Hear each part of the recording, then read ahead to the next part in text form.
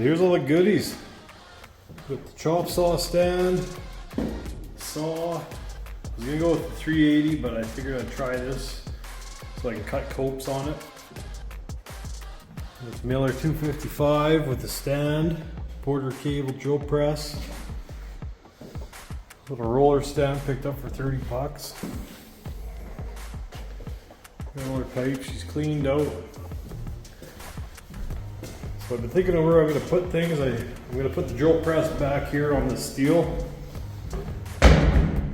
This is steel plate.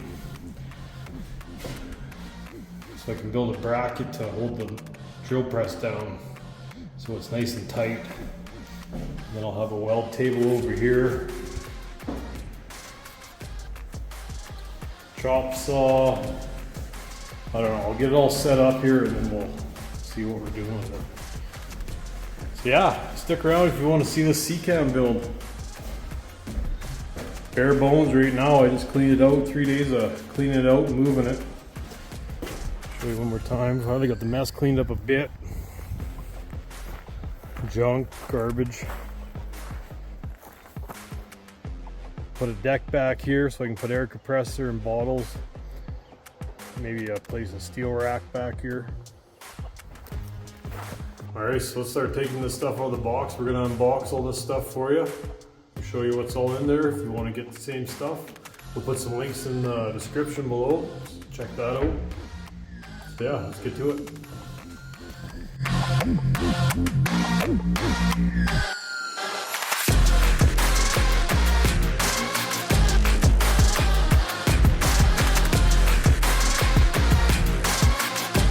The Evolution saw, Porter cable drill press, the Evolution stand, and the Miller 255 multi-matic, multi-process welding, so you can run TIG, stick, and MIG off it.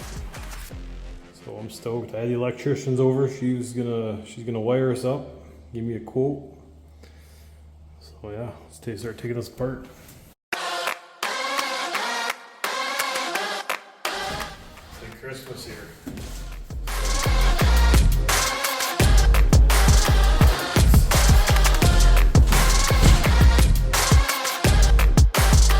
Alright, we're going to save the best for last. We're going to save that 255 for last.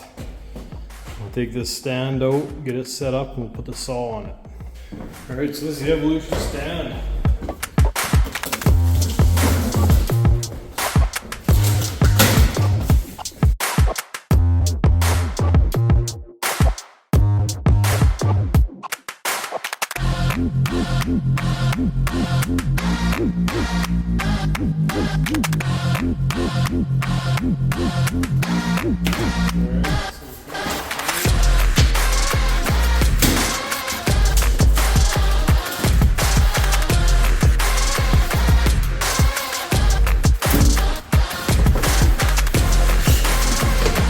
So you bolt the saw out of these, and this is a quick release to the stand. Little roller.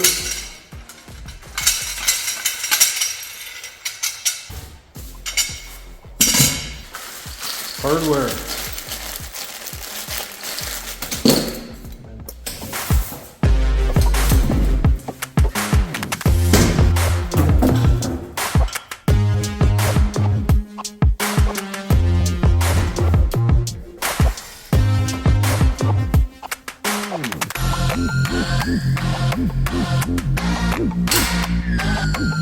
Okay, so these little push buttons, you just push them down.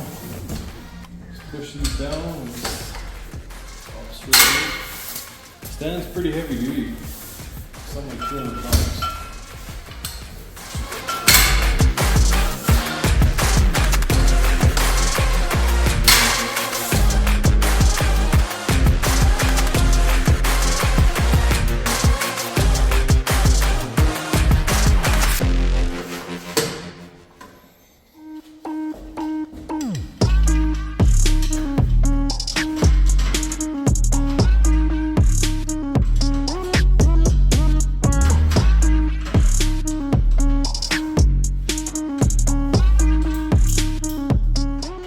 So the stand seems pretty solid, but the roller stands are pretty flimsy. Other than that, the stand is pretty good.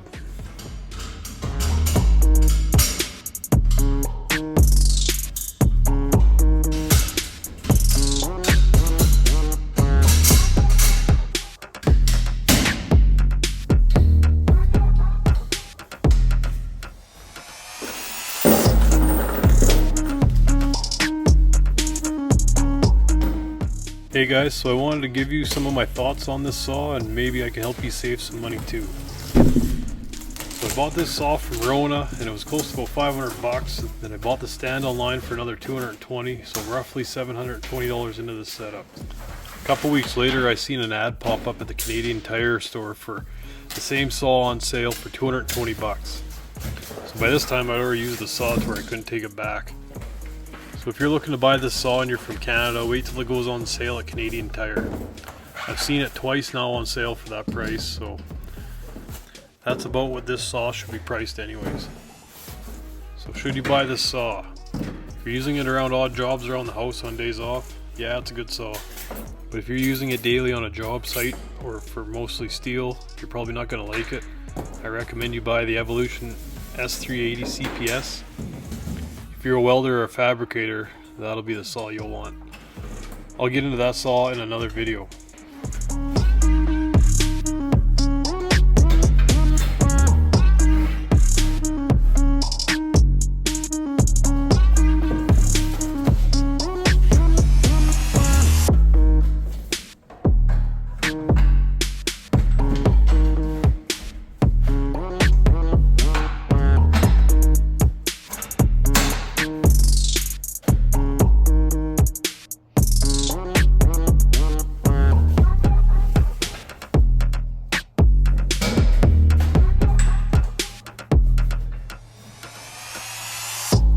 You push these tabs in and it pops it out. It's locked on. You push in here and it'll unlock and it'll pop off.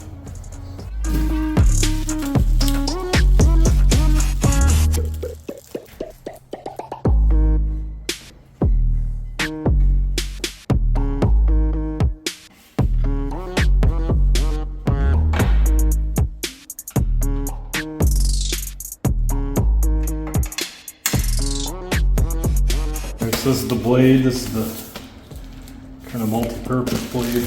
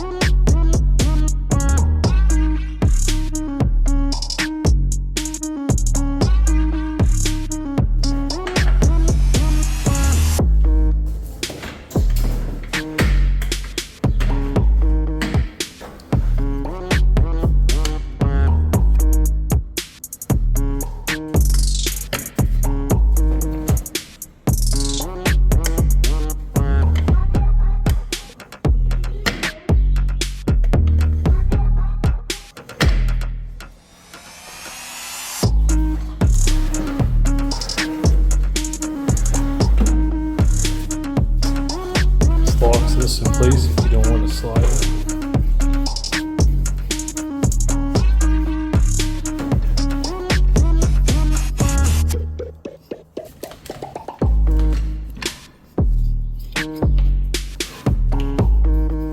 We'll lock that because we don't want it sliding around. This locks your blade so you can tighten it. Little pin, push that in, locks it all down so everything's tight. So your bag and all your sawdust, and these little guys, you can adjust these for the plate, the fence they call it, I guess.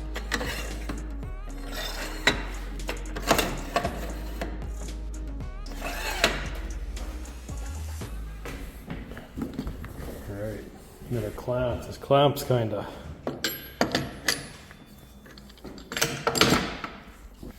Okay, yeah, so vacuum goes on here, so you can hook a shop vac and it'll suck all that up there. So we might try that. So this clamping system is not the best. It's pretty cheap and it only comes with one clamping post. And since you're clamping down to the table and not to the backstop, it's pretty much impossible to cut flat bar standing up. Another thing is the trigger. It's a slow start that takes a bit for the blade to get sped up. I figured I could get used to it, but I don't like it at all. Another thing to mention is you should check the squareness of your blade before you start cutting. Mine was off about a 1/16 of an inch on one side, and with a few tweaks you can get it perfect. Overall, I'd say this would be a good home saw for on soft materials, or with the chance you'll be cutting into metal. I'll do a demo on this saw separately. I'll do a demo on a separate video with this saw, so stay tuned for that. Thanks for watching. We'd like you to hit that like and subscribe button if you're into enduro and metal fab. Okay, so let's put it on the stand now.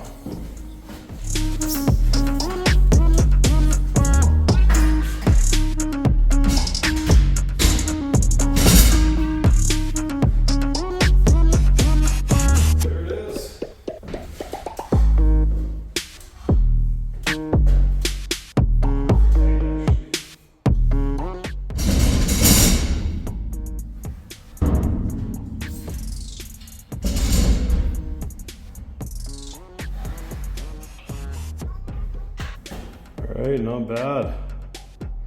Nice little setup. Starting to come together. Now we get the 255 out. This is what I've been waiting for.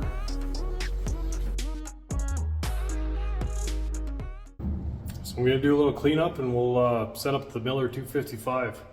Pretty stoked for that one. So.